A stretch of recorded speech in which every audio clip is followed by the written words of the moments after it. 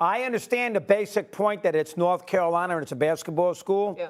But where is Bill going in the NFL to be a head coach? Maybe he doesn't love Lawrence. We don't know. McCarthy's not going to get fired. Mike Brown's not firing Zach Taylor. He's not paying the contract off. Mm-hmm. He's not going to the Jets. He's not going to the Giants. The Bears aren't going to hire him. Where's he going? What? He didn't get the Atlanta job last year. Who's going to hire Bill Belichick at 73 years of age in the NFL? So he looks at the landscape and says, hold on now. I'm not getting an NFL job. Where am I going to get a college job? His father coached at North Carolina in the mid-'50s, so there's probably some sentimental value there. He put a 400-page manifesto together. He can bring his kid in to be a coach in waiting who's now the defensive coordinator at Washington. North Carolina's got a lot of money.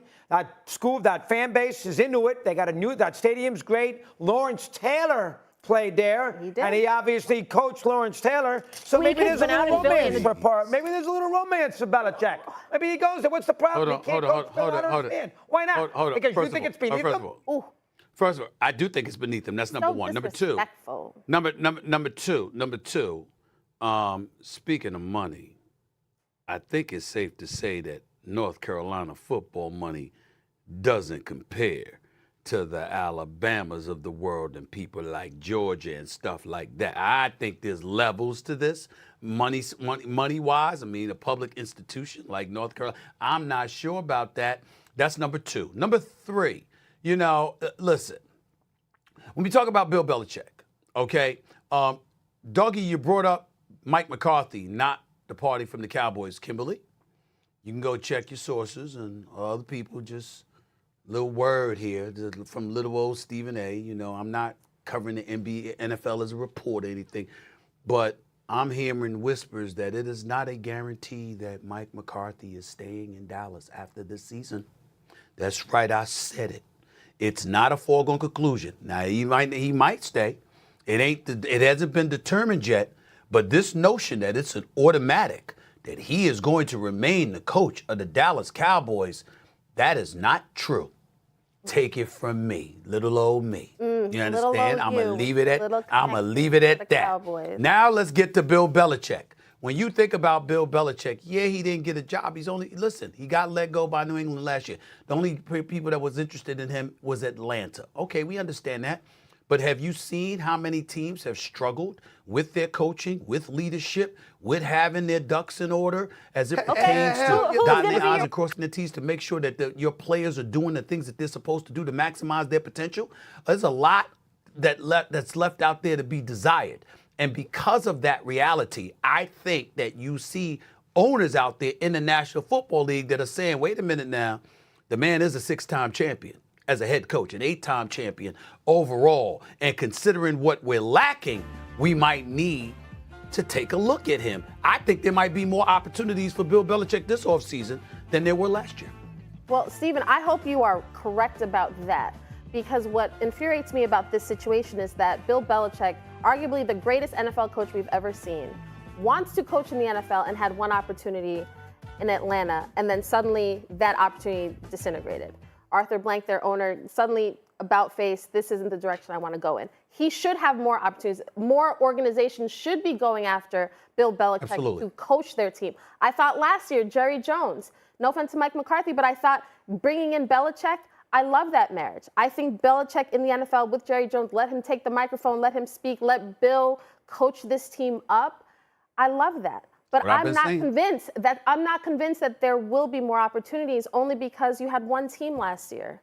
And what frustrates me about the situation in the NFL is that if you bring in Bill Belichick, it's the fear that, now he's going to have full control over everything. Now what happens to me?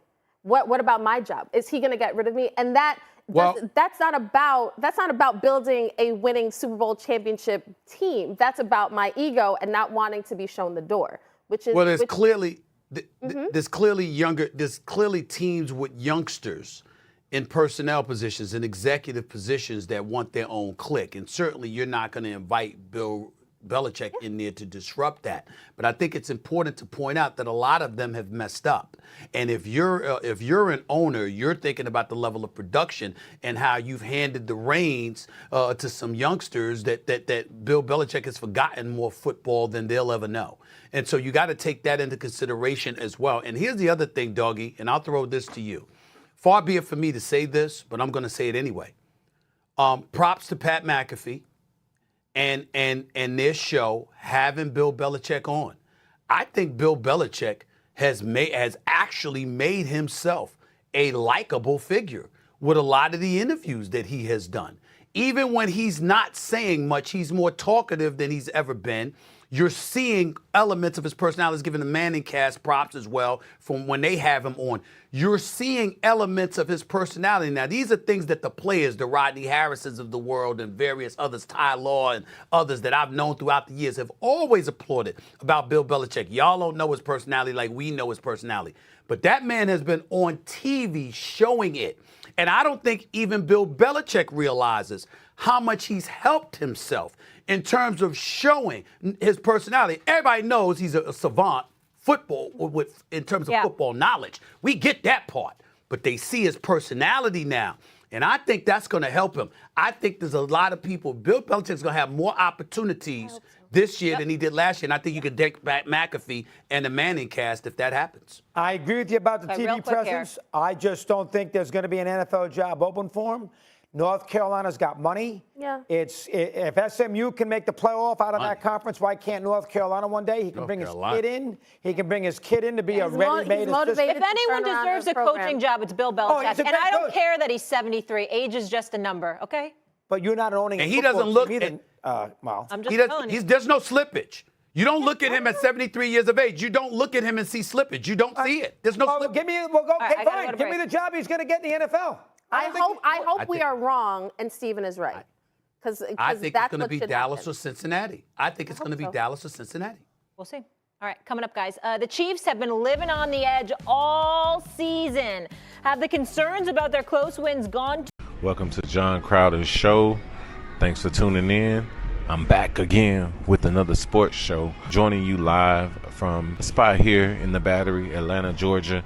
If you ever get time, come check us out. Want to make sure you understand that if you want to see some of the most up-to-date clips, shows, Stephen A. Smith, First Take, Pat McAfee, go ahead and tune in. Every day we're dropping clips and even live shows. So take the time to go ahead, like, subscribe, and even share this content. We're going to be pushing out a lot of content to you free. And also we're going to be giving away live tickets to sporting events. And we'll be live on set at the NCAA Championship, the Final Four. And also we'll be live at the Super Bowl this year. So if you want to win free tickets, make sure you like and subscribe and stay tuned. Put the alert bell on. We're going to keep you up to date with NFL, MLB, soccer, baseball, hockey, all sports, and even giving you free picks on parlays that we hit very often.